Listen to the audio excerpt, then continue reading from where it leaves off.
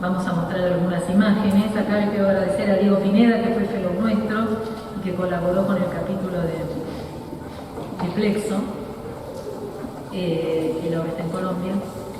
Y bueno, vamos a repasar un poquito la anatomía del plexo lumbosacro para los que no están acostumbrados a verlo y describir las características morfológicas de la neurografía, aquí ya complementando un poco lo que vimos en un plexo braquial, y describir las patologías que afectan al plexo lumbosacro. Vamos a ver algunos casos también.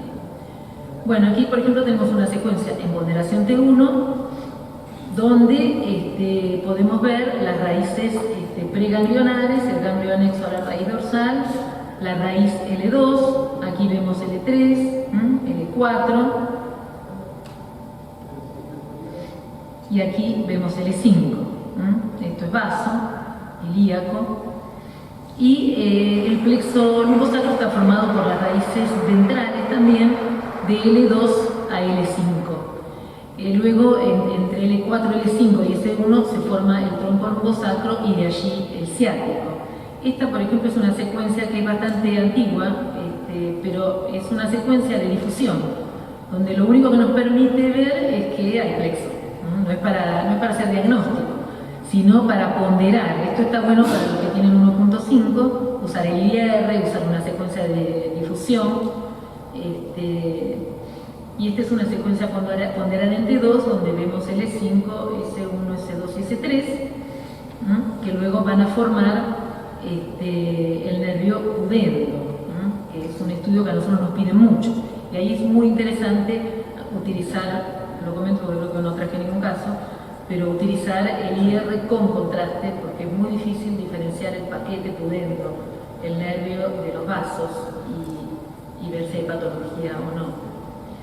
Esto complementando un poco la otra clase y la que viene, porque esto es todo igual, cómo es que nosotros tenemos que ver los nervios, ¿no es cierto? ¿Cómo es el aspecto morfológico del nervio? El nervio tiene que ser simétrico entre ambos lados, tiene que haber un adelgazamiento progresivo desde que nace hasta que termina. En general, el calibre no excede el vaso adyacente.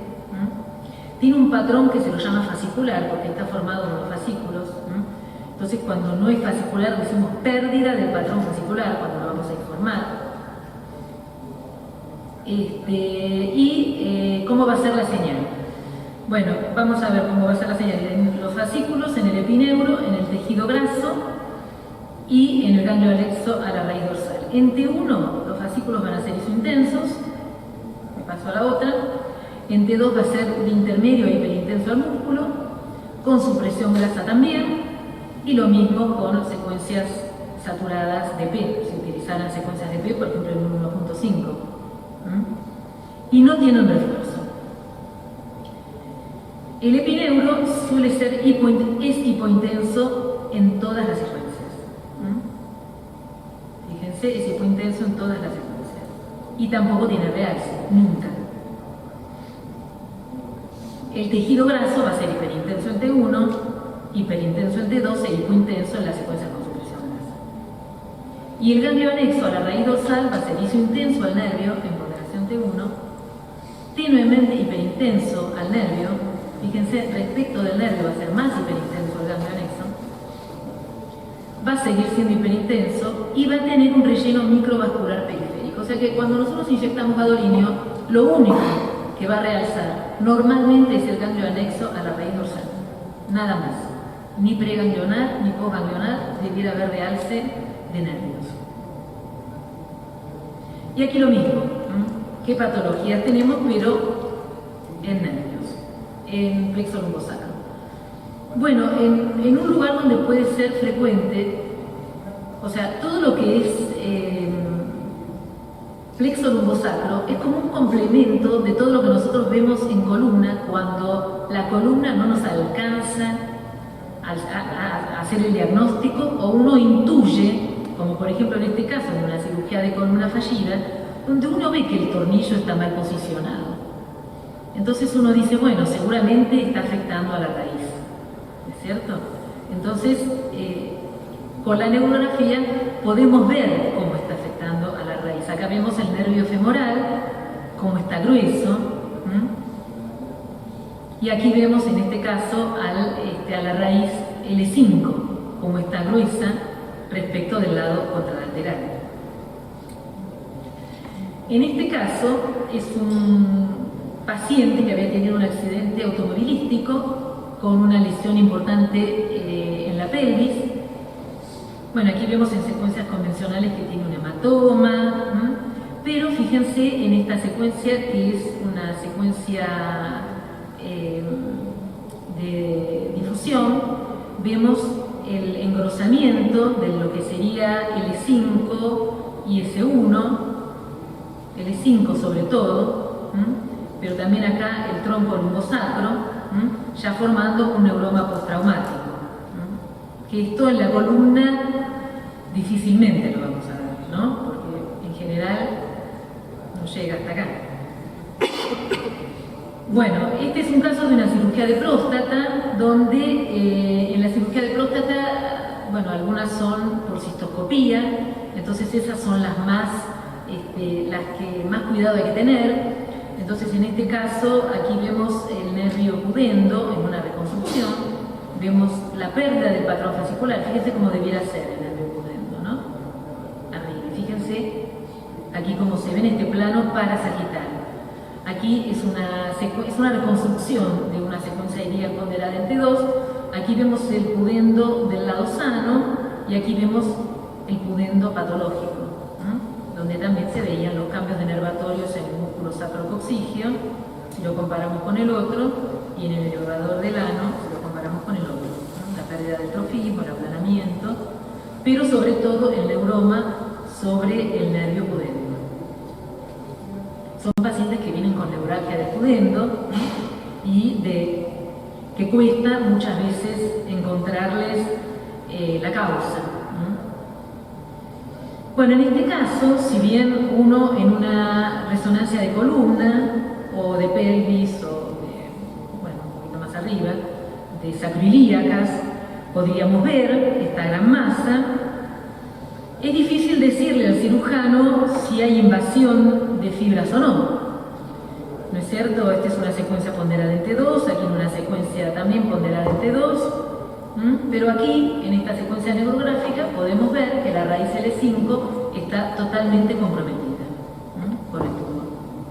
Bueno, además vemos la invasión que se va hacia adelante toda la masa y la afectación hacia posterior, entrando al canal espinal y demás, pero bueno, podemos confirmar que esta raíz está afectada en este sarcoma indiferenciado. Este fue un schwannoma maligno, fíjense las características entre lo que era el schwannoma benigno que les mostré del plexo lumbosacro, bien delimitado, bordes bien redondeados con los diferentes signos, la diferencia que hay con el schwannoma maligno. En general bordes irregulares, con una toma de contraste muy irregular, con formación de quistes o áreas de necrosis. Aquí vemos S1 preganglionar, normal. Aquí vemos el ganglio anexo a la raíz dorsal, normal captando contraste. Y aquí vemos postganglionar S1. Y aquí vemos la otra totalmente reemplazada por este tumor.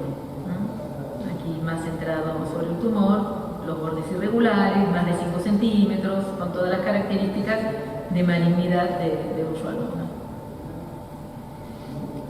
En este caso, un paciente también de próstata con irradiación, donde viene con una neuropatía ciática, en realidad con columna normal o con columna degenerativa, y que, bueno, no se sabe muy bien si puede ser o algo de la columna, porque tiene cambios degenerativos, y saber si esos cambios degenerativos son los que le pueden generar esa lumbociatalgia, o si tiene que ver con una recidiva de su tumor de pelvis.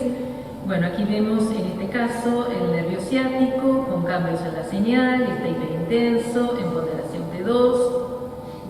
Aquí vemos que está más grueso que el contralateral, vemos que ha perdido un poco su patrón fascicular, vemos que realza mucho con el contraste, pero no tiene un patrón de masa.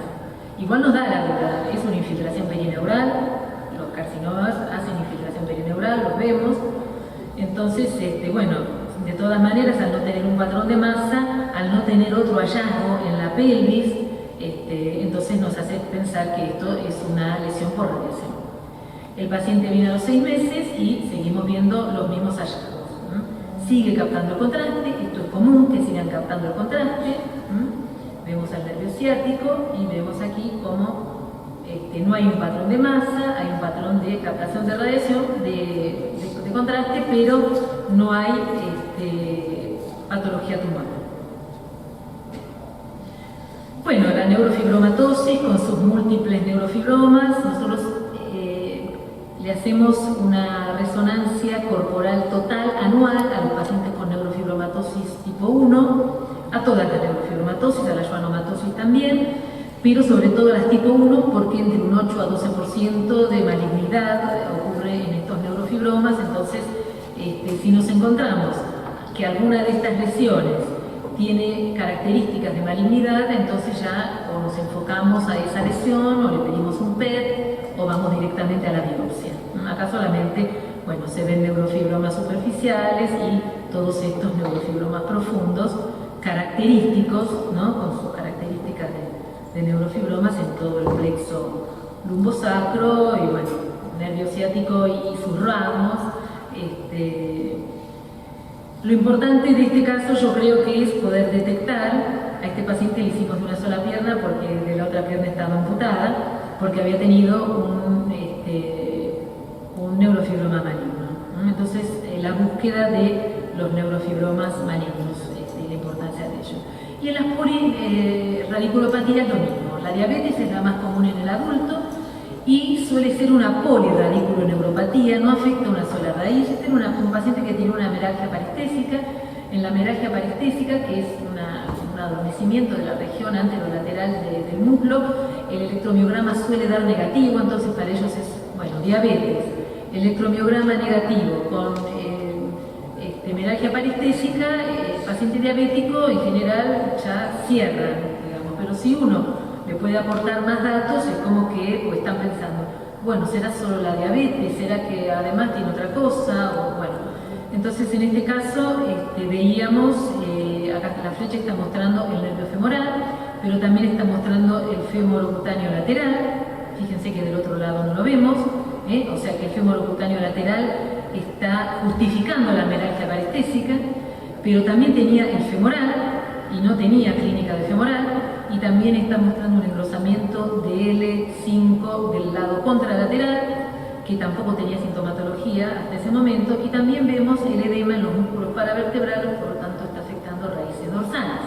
Entonces eso es como lo característico de la polineuropatía o radículo polineuropatía diabética, que afecta múltiples ramos, y esto es como que uno termina un poquito poniéndole el sello a estos pacientes que vienen con sintomatología de un nervio, pero se van con muchos nervios, con el diagnóstico de muchos nervios afectados.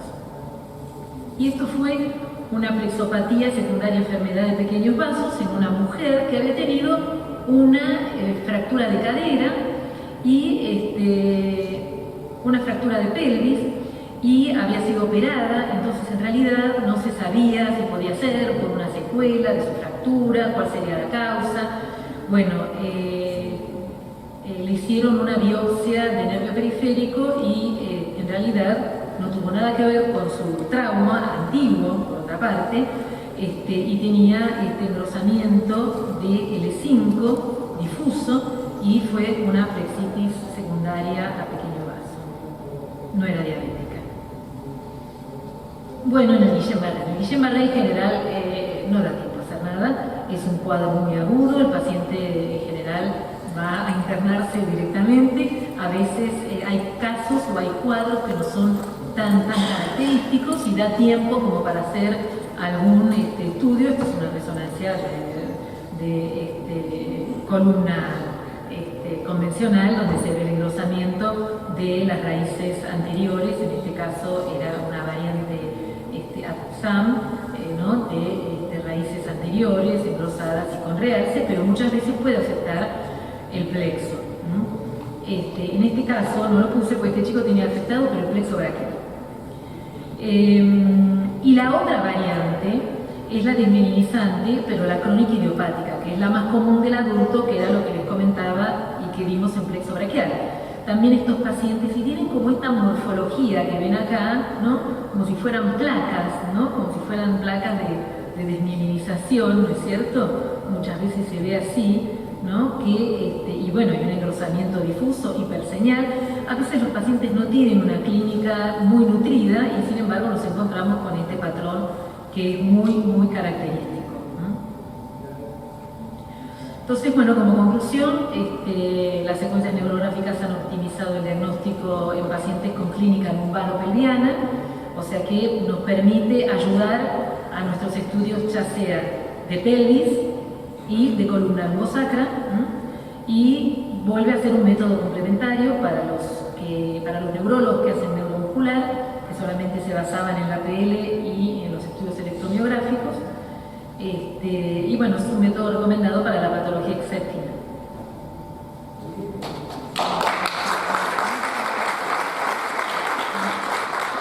¿Alguna consulta del auditorio o continuamos allá? Si alcanza el micrófono. No soy médico, soy licenciada. Sí, ¿qué tal? ¿Cómo estás? Encantada. Yo soy de la provincia de Misiones y trabajo en